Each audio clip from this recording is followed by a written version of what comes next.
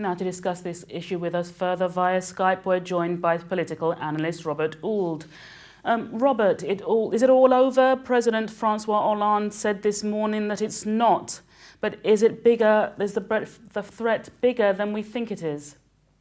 I think that may well be the case because there's been other attacks in France. This is just the culmination of a series of extremist attacks from Takfiri groups, from Al-qaida linked jihadists who have been taking action within France and taking terror to the streets of not just the French capital, but other French cities as well, in some relatively minor attacks, of course, culminating in the larger actions in Paris that we've seen over the last few days. So there could well be more happening, and especially when there's so many people in France and there's such good links that terrorist organisations have, it seems, with many people within France, because there's been a whole deal of exporting one particular form of Takfiri Islam, exporting terrorists and jihadists that are coming back from training camps, either in Pakistan, earlier in Afghanistan, the Yemen, in the case of the people partaking in the actions,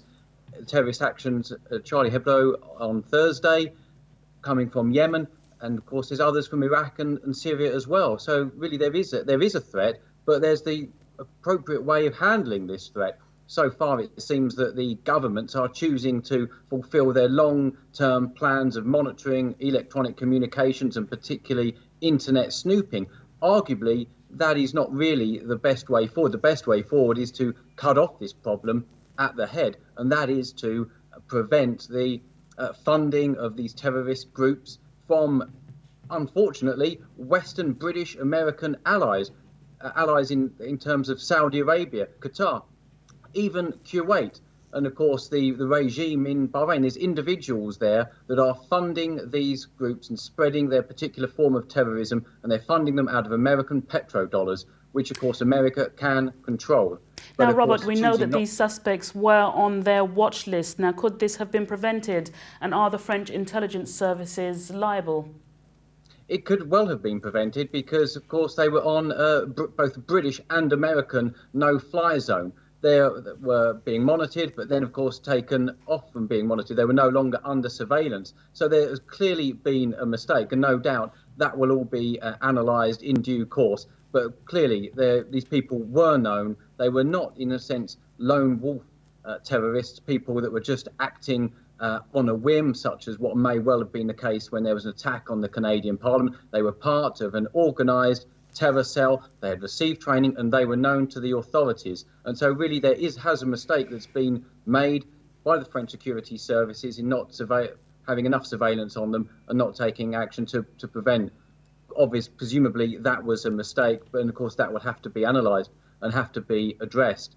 But of course, monitoring everybody's electronic communications, as Edward Snowden has highlighted, is of course not necessarily the right way forward. Here, civil liberties implications, and that's what's threatening us at the moment, as well as the terrorism. But if we want to resolve the terrorism, we need to get at the problems in the Middle East. Why is the Western ally, the Turkish government, allowing ISIS fighters to cross the border into Syria, in some cases launching attacks? The West is not doing enough to prevent the problem where it's actually starting, and we need to have a major reassessment of who we consider our allies to be. Yesterday, Hassan Nasrallah, the leader of Hezbollah, condemned the attacks, said they're more offensive to Islam than the cartoons. We need to reassess who our allies are. At the moment, the West is totally concerned with undermining President Assad in Syria, undermining Iran, undermining all the regimes that actually have been fighting against this particular, these Takfiris, these jihadists. Now, you mentioned Syria and you mentioned the regime, what's happening there. Will we see, what will the implications be in regards to Syria? What will the implications be in regards to how they now tackle what's happening over there in regards to what's happened? Well, the attackers that in France were Al-qaida linked, but of course in Syria there are Al-qaida linked groups. The main threat, of course, is from ISIS. We need to make sure that there's more done to tackle ISIS, and of course particularly at its funding, when it's supported by people within Saudi Arabia and Qatar, and yet the British Prime Minister recently met the Emir of Qatar.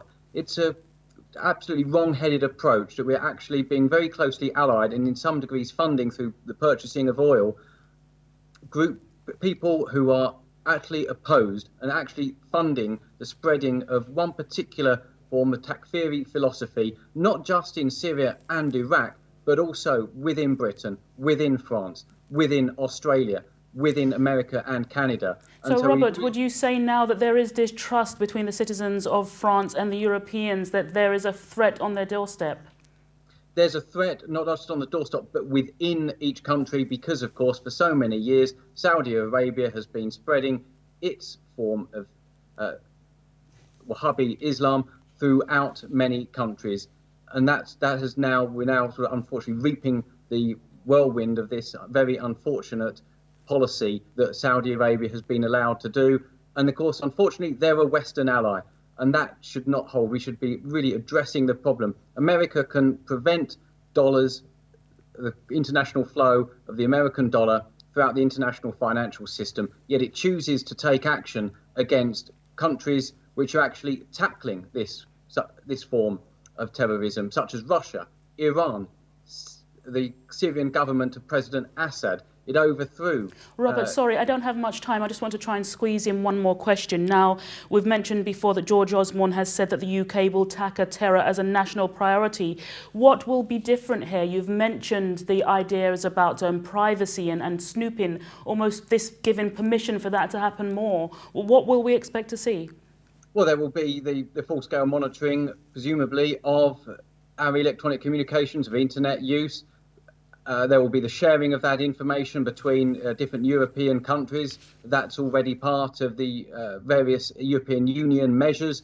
They're already pushing for this. They'll need to have changes in legislation if they're going to do this legally, because there's already been some that's been happening against or without the formal legal requirements, which is arguably illegal. So there's been a whole host of snooping, but there really does need to be a situation where we address who our foreign policy friends are, stop the funding of the terrorists by putting pressure on countries like Saudi Arabia and Qatar. But Robert, also, I'm afraid I'm going to have to cut you there. That's all we have time for. Robert Oulds, political analyst, thank you very much for joining us.